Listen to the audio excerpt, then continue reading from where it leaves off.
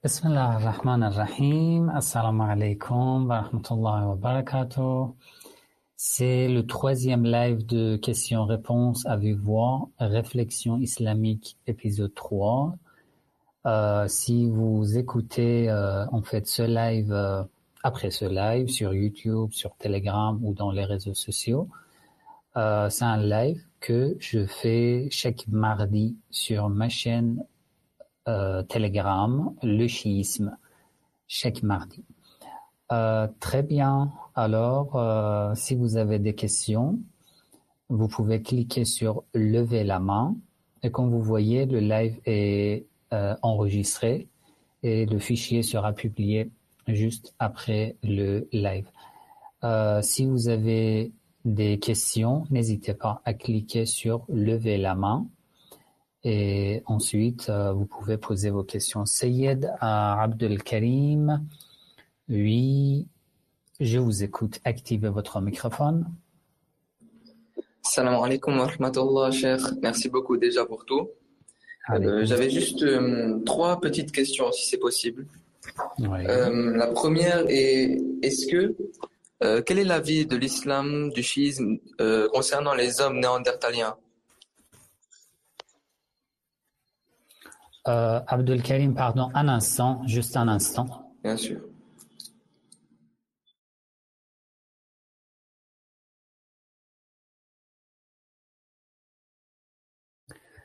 Oui, je m'excuse, Abdel Karim. On m'a appelé et mon réseau a été interrompu totalement. Oui, je vous écoute. Je disais que j'avais trois petites questions, si c'était possible. La première est, oui, bien sûr. Quel est l'avis quel est l'avis de l'islam, du chiisme concernant les hommes néandertaliens? Oui. La deuxième question est, comme les prophètes sont infaillibles et les imams aussi, et qu'ils ne se trompent pas, pourquoi par exemple le prophète Mohammed sallallahu alayhi wa alayhi a choisi comme compagnon, par exemple, il a eu des compagnons tels Abu Bakr, Omar ibn Khattab, ou bien a eu une femme comme Aïcha. Et la troisième question est comment le nom chiite s'est développé? Parce que je sais que, j'ai les vidéos que j'avais vues de vous. Les chiites, au début, ça voulait dire ceux qui considéraient Ali supérieur à Osman. Oui. Et voilà. D'accord. Très bien. Merci pour les trois questions. Concernant la première question, en fait, les hommes néandertals, même si j'en ai déjà parlé dans un des lives de questions-réponses sur YouTube, donc maintenant je réponds et pour plus d'informations, vous pouvez voir en fait les références dont je parle dans le live de questions-réponses que j'ai déjà publié sur YouTube il y a, je pense que plus de 2 ans. Mais en résumé, en fait, concernant les hommes, on peut dire néandertaliens, il y a des informations, des détails en fait expliqués d'après les historiens, d'après les archéologues, d'après les scientifiques, en fait on peut dire les professionnels dans ce domaine. Dans l'islam, on ne peut pas en fait trouver autant de détails dans les références, dans les sources islamiques. Mais ce que nous pouvons trouver, c'est la possibilité de ce sujet, de ce phénomène. Ça veut dire quoi? Ça veut dire que il y a des hadiths qui prouvent que le prophète Adam, le premier prophète, ala nabiyyina wa alayhi salam, n'était pas le premier homme sur terre. Il était le premier prophète. D'accord? Ça veut dire que avant lui vivaient beaucoup d'hommes sur terre, mais le prophète Adam a été envoyé comme prophète. D'accord?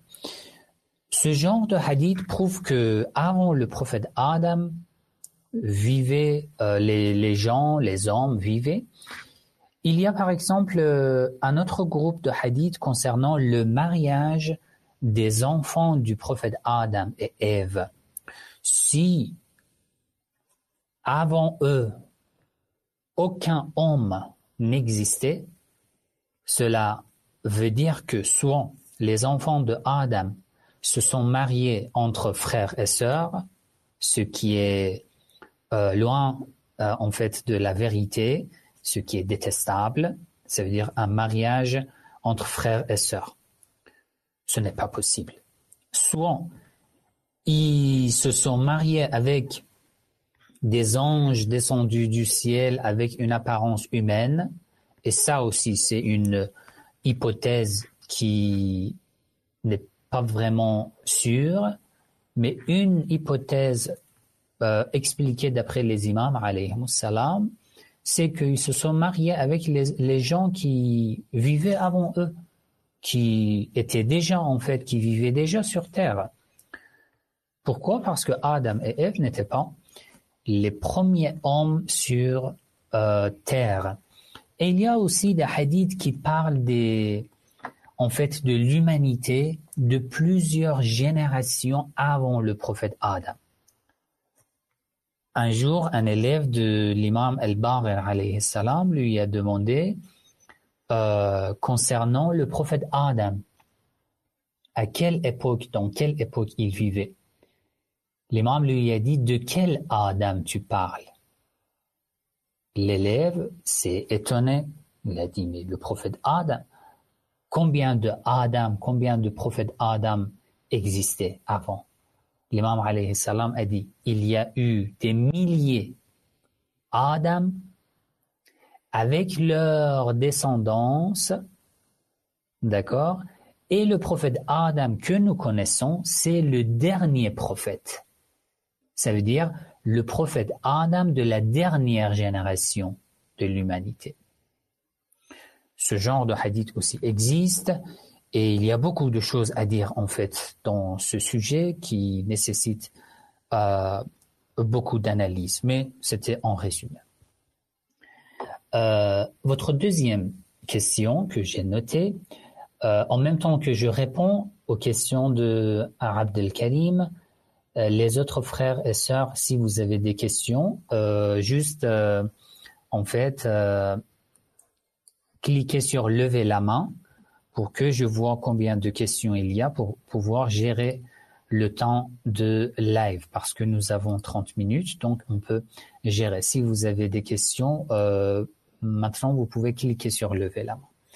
Alors la deuxième question de Abdelkarim, du fait que les prophètes et les imams alayhimus salam étaient infaillibles, pourquoi ils ont eu des compagnons, moi je peux dire des compagnons infidèles? Si je peux résumer ta question, c'était ça en fait ta question. Cela en fait, cette question se base sur une logique. Un prophète, un imam infaillible ne doit pas avoir de compagnons infidèles. Est-ce que cette phrase est logique et acceptable dans l'islam?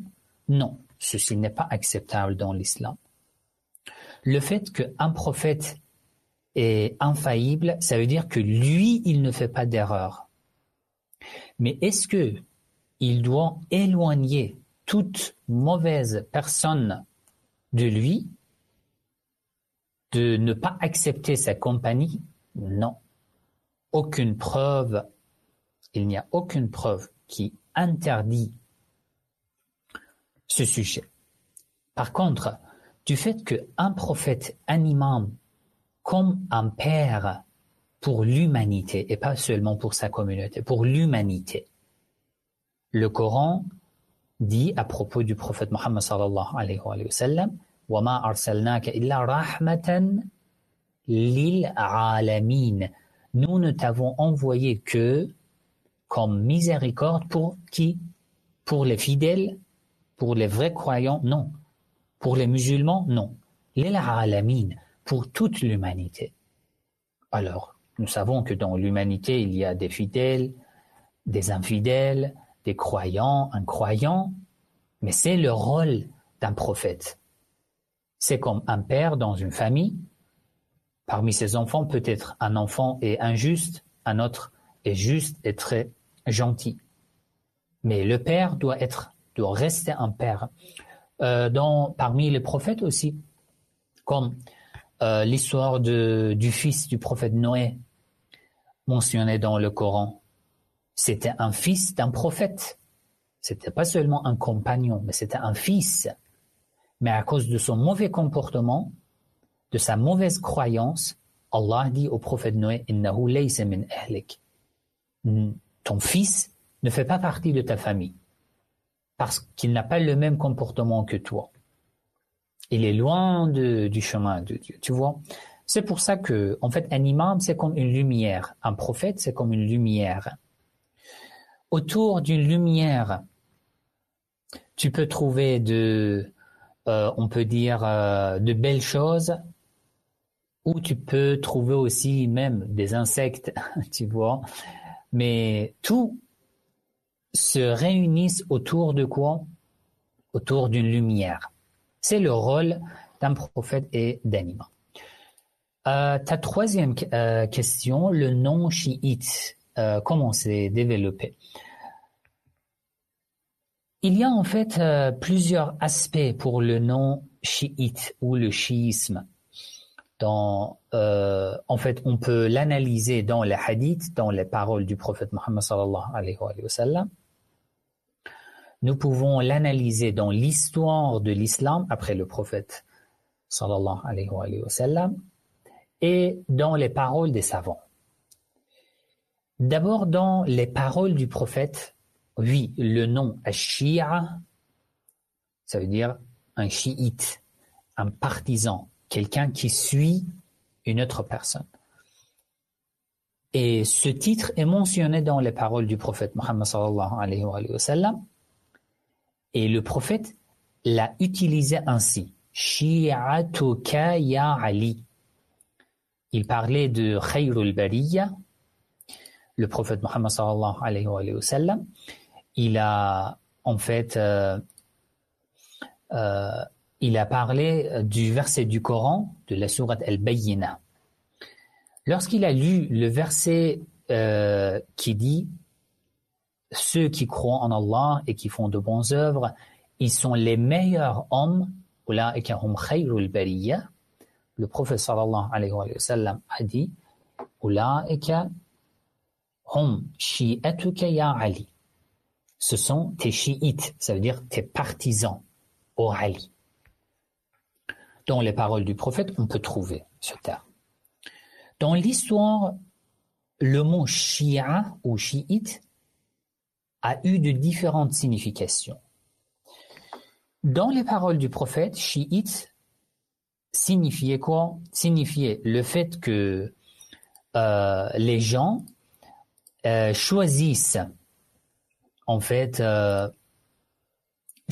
de suivre l'imam Ali alayhi salam au lieu de suivre les autres. D'accord? Mais dans l'histoire, c'était un peu différent. C'était comment?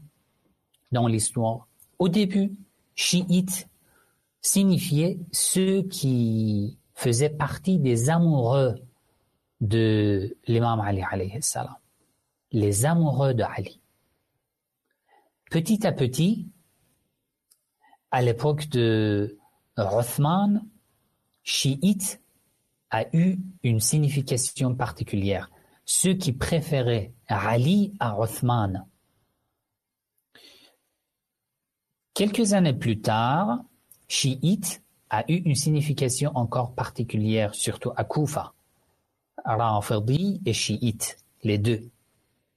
Ceux qui croyaient que Ali a la supériorité aux trois premiers califes. Vous voyez, ceci a eu, on peut dire, d'évolution dans la signification. Mais l'essence de ce terme, c'est l'amour de Ali ibn Abi Talib alayhi salam et le choix de le suivre après le prophète Mohammed sallallahu alayhi wa sallam. Voilà, c'était en résumé. Ici, j'ai vu que vous avez levé la main, mais maintenant, Non. Si vous avez des questions, cliquez sur lever la main. Voilà. Oui, je vous écoute. Activez votre microphone.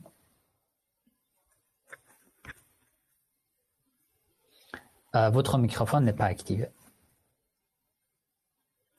Ah, excusez-moi. Je vous en prie. Oui, je vous écoute. Vous allez bien? Alhamdulillah. J'ai deux questions un peu philosophiques, donc je ne sais pas si vous aurez le temps d'y répondre, mais peut-être que vous avez fait des vidéos à ce sujet. Je me demandais, donc ces deux questions liées. La première, c'est quelle est la cause du mal euh, dans le monde pour l'islam?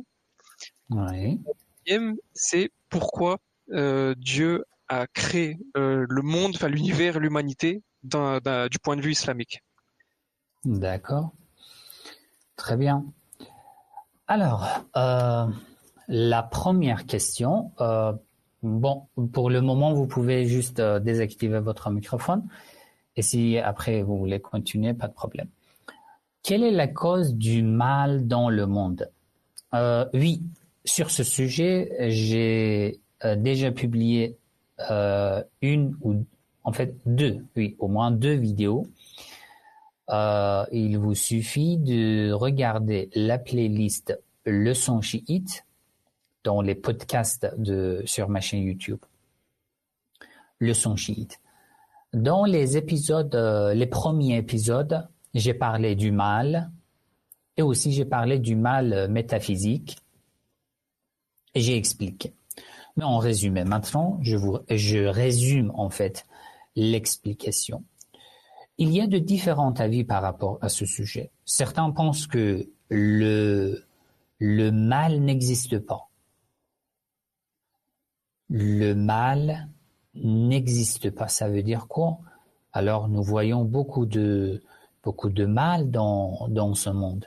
Ils disent que ce sont des produits du monde naturel. Lorsque tu rapproches le feu à l'essence, par exemple, le résultat, c'est quoi? C'est le feu. C'est en fait et c'est le feu d'une quantité en fait considérable. Lorsque il y a des changements sur Terre ou dans la planète, dans la galaxie, le résultat, c'est quoi?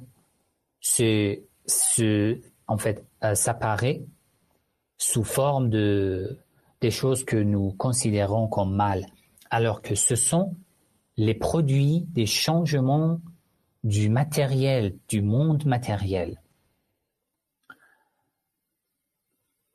Ensuite, comme par exemple, il donne un exemple pour faciliter la compréhension de leurs idées.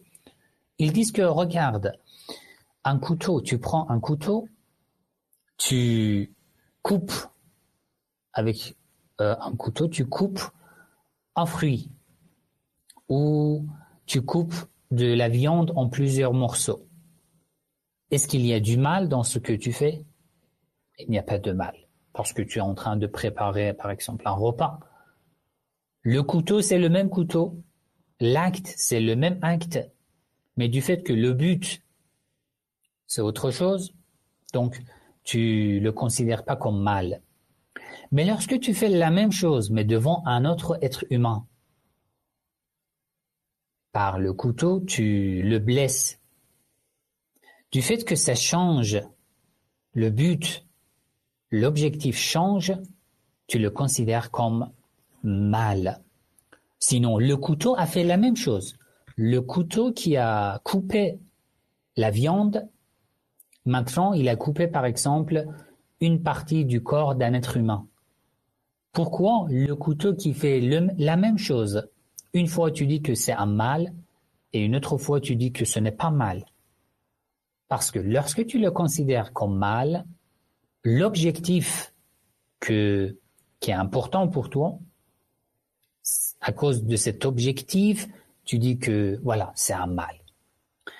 D'autres disent que non, on ne peut pas dire que le mal n'existe pas.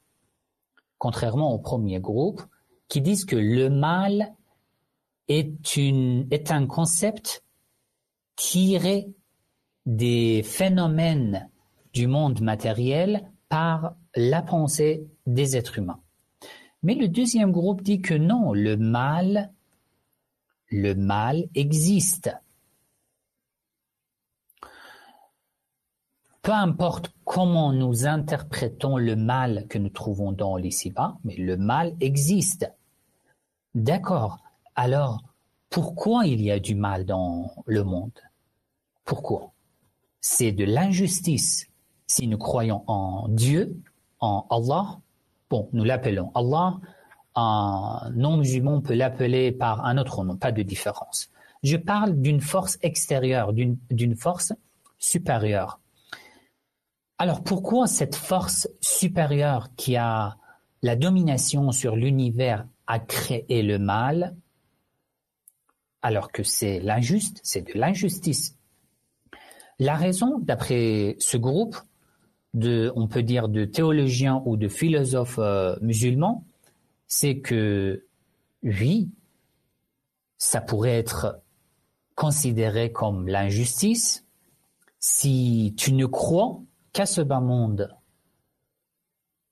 Si l'autre monde n'existait pas, le mal dans ce monde que nous voyons dans ce bas monde devrait être considéré à 100% comme l'injustice de la part de Dieu, de la part d'Allah.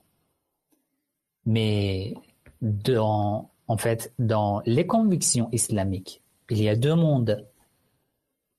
Et ce monde n'est pas tout, n'est qu'une petite préparation pour l'autre monde. Ça veut dire que par la mort, la vie commence en fait. La vraie vie commence. Alors, et dans l'autre monde, tout sera jugé, tout sera compté. Dans ce cas, le mal que tu as subi, que tu as reçu dans ce monde, sera répandu dans l'autre monde. Et là, dans ce cas, il n'y a pas de l'injustice. Ça, c'était en fait en résumé. Pour avoir plus d'informations, vous pouvez consulter les épisodes précédents dans la playlist Leçon chiite sur ma chaîne YouTube, le chiisme. Mais bon, dans les lives suivants aussi, je peux développer, si vous voulez bien sûr, je peux développer ce sujet, pas de problème en fait. Votre deuxième question, pourquoi Dieu a créé le monde? Ça aussi, pour cette question, nous pouvons donner de différentes réponses. Cela dépend dans quel domaine, avec quelle vision nous discutons. Si je suis en train de réfléchir en tant que philosophe, je peux donner une réponse particulière. Si je suis en train de réfléchir en tant que théologien, une réponse est appropriée, une réponse particulière. Si je réfléchis en tant que mystique, dans la gnose, il y aura une autre réponse. Et voilà, cela dépend de chaque domaine. Mais bon, et si on se base sur le Coran, il y aura une autre réponse particulière. Mais en résumé, d'après le Coran, j'essaye de combiner en fait toutes ces réponses. D'accord? D'après le Coran, Allah dit « Ma khalaqtul jinna wal ins illa liya'budun » Le but, c'est l'adoration. Et les imams, dans les traditions chiites, les imams, les Ahlul Bayt, ont interprété ce verset. Ils ont dit, l'adoration dans ce verset veut dire la connaissance, al-ma'rifa, la connaissance. Donc, le but de la création, c'est la connaissance. C'est pour ça que dans les traditions chiites, d'après les imams, ils disent « Awwaluddin ma'rifatullah ». La première étape dans la religion, c'est la connaissance de Dieu. J'en ai parlé dans le live d'hier soir sur YouTube. Alors, vous pouvez poser une deuxième question. Alors, Allah a créé pour que je le connaisse. Pourquoi je dois le connaître? Vous voyez, Allah avait-il besoin de moi? Ou non, il y avait une autre, en fait, justification. Si je dis que Allah avait besoin de créer le monde, ça veut dire que par cette phrase, en fait, c'est une phrase qui a une contradiction en elle. Si je dis que Allah avait besoin de créer le monde, par cette phrase, je veux dire que Allah n'est pas Allah, Dieu n'est pas Dieu. Pourquoi? Parce que Dieu qui crée le monde ne peut pas avoir besoin de quelque chose.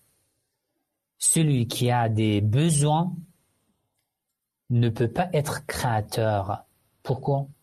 Parce que celui qui a besoin, à qui et de quoi il a besoin? Ça veut dire que nécessairement, il devrait être une autre force supérieure à lui. Parce qu'il a des besoins. Et il faut une autre force qui répond à ses besoins. Donc lui, il n'est pas Dieu. Donc nous ne pouvons pas dire que Allah avait besoin. Et dans le Coran aussi, il dit, si vous vous détournez toute la création de Dieu, فَإِنَّ اللَّهَ غَنِيٌّ. Allah est riche, il est indépendant. Ça ne lui fait rien de mal. Donc il n'avait pas besoin. Alors, il faut trouver une autre preuve, une autre explication. Alors, pourquoi il a besoin? Pourquoi il nous a créés pour que nous le connaissions? Ici, en fait, d'après les savants, il y a de différentes réponses. Certains disent que ici, la question n'est pas la question de besoin. Non. C'est la nature, l'essence de chaque existant qui fait naturellement ce qu'il doit faire. Le soleil brille. A-t-il besoin de briller? A-t-il besoin d'illuminer? Non, c'est son essence. L'homme, lorsqu'il a faim, il doit manger. C'est son essence qui le fait. L'eau, lorsque tu verses de l'eau sur le feu, elle éteint le feu. C'est son essence qui le fait naturellement.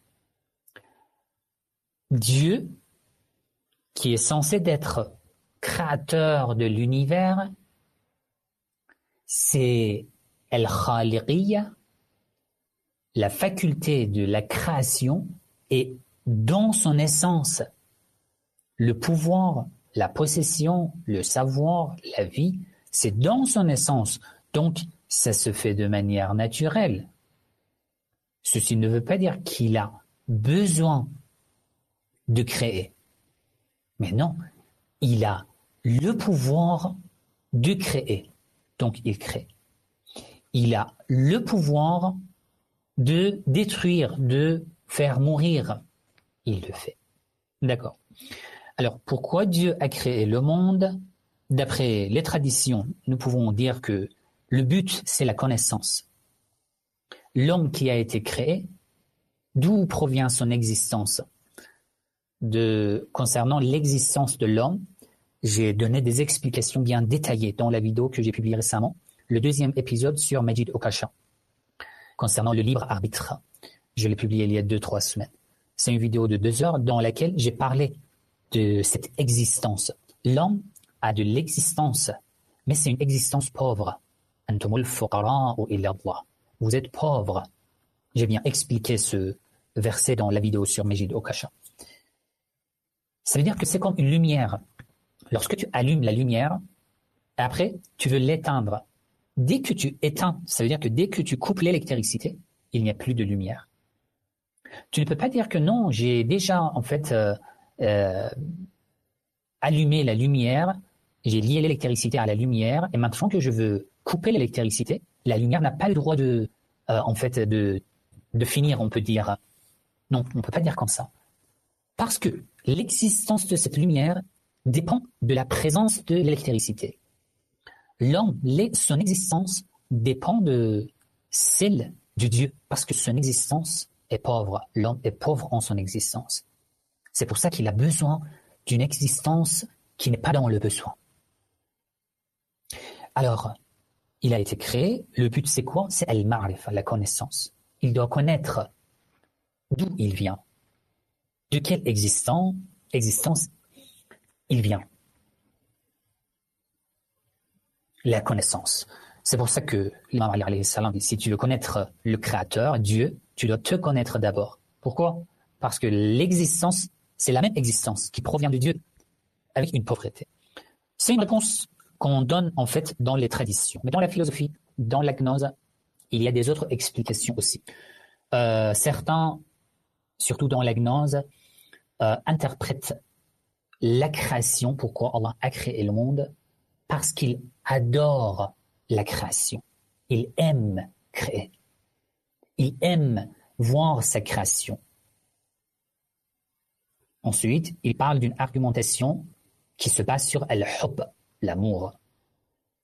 Dans la philosophie, il parle de la pauvreté dans l'existence, que j'ai expliqué de manière détaillée dans la vidéo, le deuxième épisode sur Majid Okasha, concernant le libre arbitre. Dans la tradition aussi, il parle de la connaissance. Voilà. Dans la logique aussi, al-mantiq, il y a des explications. Ils disent que pourquoi Dieu a créé le monde, si tu réponds parce que, cela veut dire quoi? Ça veut dire que Allah a créé parce que, ça veut dire qu'il avait un but. Une telle réponse est incorrecte à partir du début. Dès que tu dis parce que, ça veut dire que tu n'as pas connu Dieu. Lorsque tu dis parce que, ça veut dire que tu es en train d'exprimer un but objectif. Et ceci est tout à fait contre l'existence de Dieu. Voilà, ça aussi est un sujet en fait qui nécessite beaucoup d'explications.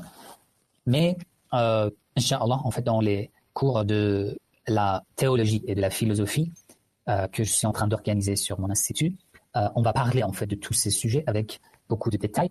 Merci quand même pour ces deux questions qui sont très intéressantes. Haruna Dembélé, la dernière question pour aujourd'hui, je t'écoute. Ton microphone est désactivé. Haroun. Alors Haroun, on dirait qu'il n'est pas disponible. Abdallah, je vous Salam alaikum. Oui, moi c'est Abdallah Mouzemba. Abdallah, activez votre microphone. Alors, bien que j'ai eu à rejoindre la conférence en retard, mais quand même j'ai une question qui s'intéresse au libre arbitre aussi. Alors, ça cadre un peu aussi avec la période difficile à laquelle nous sommes qui est la soirée. Alors, si nous musulmans croyons au libre arbitre, c'est-à-dire que tout le monde fait des choix et qu'il a cette liberté-là de choisir le bien ou le mal, alors comment expliquer que il y a des personnes comme Shemri par exemple, qui avaient déjà été décrits auparavant comme étant la personne qui donnerait le coup de grâce à l'imam Hussein alayhi salam.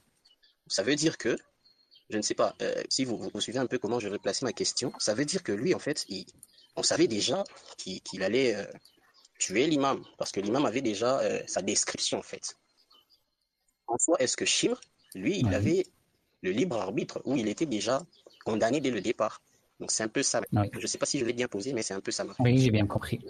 En fait, du fait que on peut résumer ce sujet, est-ce que le destin, la prédestination refuse le libre arbitre ou non? C'est ça la question. En fait, j'ai donné des explications bien détaillées concernant. Vous pouvez en fait désactiver votre microphone. Concernant ce sujet, j'ai donné des explications bien détaillées dans la vidéo que j'ai publiée en réponse à Majid Okasha, la vidéo Le libre arbitre et le destin d'Allah, réponse à Majid Okasha. Après ce live, je vais envoyer le lien ici, dans la chaîne, sur Telegram. Je vous propose en fait à vous toutes et tous de visionner cette vidéo attentivement, même si c'est une vidéo de 2 heures environ, mais c'est une vidéo très importante. Dans cette vidéo, mon frère Abdallah, j'ai parlé d'abord, est-ce que le libre arbitre existe? Est-ce que nous avons le libre arbitre? 2, est-ce que le destin, la prédestination, refuse le libre arbitre ou non? Dans cette vidéo, en fait, j'ai bien analysé les versets du Coran et j'ai expliqué ce sujet. Donc, je vous envoie le lien après ce live et vous allez visionner, Inch'Allah, vous aurez la réponse. Même si ça vous prend en fait au moins 2 heures pour visionner cette vidéo, mais vous pouvez en fait la visionner petit à petit, quelques minutes par jour. Vous allez la terminer et vous aurez votre réponse. Très bien. Je termine le live d'aujourd'hui aussi. Je vous remercie d'avoir participé à ce live. Ça me fait énormément plaisir d'être parmi vous, de vous entendre, surtout que ici c'est à vive voix, je vous entends. Ça fait vraiment plaisir et nous avons des conversations. N'oubliez pas, chaque mardi, je fais live ici sur Telegram à vive voix. Vous pouvez vous abonner à ma chaîne Plushis ici sur Telegram pour être informé. Normalement, en fait, aujourd'hui, j'ai fait le live à 16h30, mais normalement, je vais essayer de le faire à 18h30, l'heure de Paris. Aujourd'hui, du fait que le soir, j'étais pas disponible, j'ai fait le live un peu plus tôt. Que Dieu vous bénisse, que Dieu vous garde de tout mal.